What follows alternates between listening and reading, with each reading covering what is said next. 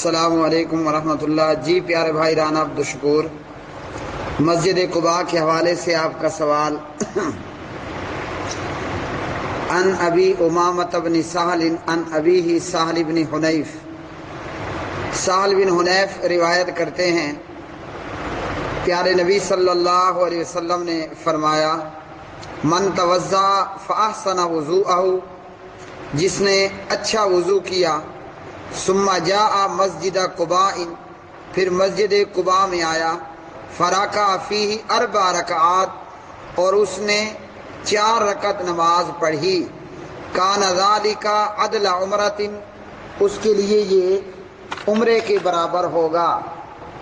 اسی طرح پیارے نبی صلی اللہ علیہ وسلم نے فرمایا، اور یہاں بھی سہل بن حنیف رضی اللہ تعالی عنہ راوی ہیں، آپ صلی اللہ علیہ وسلم نے فرمایا، من تطہر فی بیتہ، جس نے اپنے گھر کے اندر وضو کیا، ثم اتی مسجد قباء، پھر وہ مسجد قباء میں آیا، فصلی فیہ صلاۃً، اس نے مسجد کے اندر مسجد قباء میں آ کر نماز پڑھ لی، کوئی سی بھی نماز ہو، چاہے فرض ہو، سنت ہو، نفل ہو، کان لہ کاجر عمرۃ، اس کے لیے عمرے کے برابر ثواب ہے۔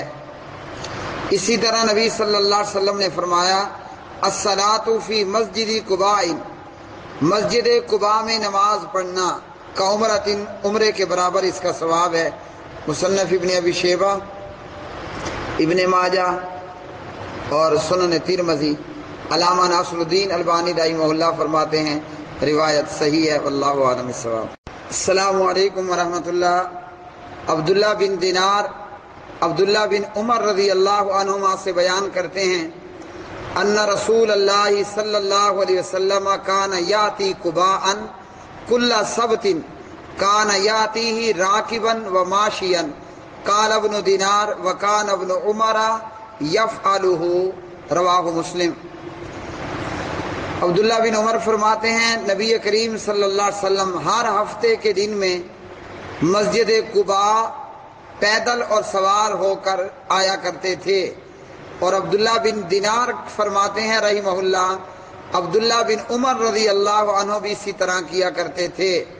اس حدیث کے بیان کرنے کا مقصد یہ ہے، جن بھائیوں کو اللہ نے مدینہ المنورہ میں رہنے کی توفیق عطا فرمائی ہے، وہ پیارے نبی صلی اللہ علیہ وسلم کی سنت پر عمل کرتے ہوئے ہر ہفتے مسجد قباء پیدل یا سوار جا کر 4 رکعت یا جتنی ہو سکے نماز پڑھا کریں، اور باقیوں کے لیے بھی دعا کریں کہ اللہ ہمیں بھی اس سعادت سے بہرہ مند فرمائے۔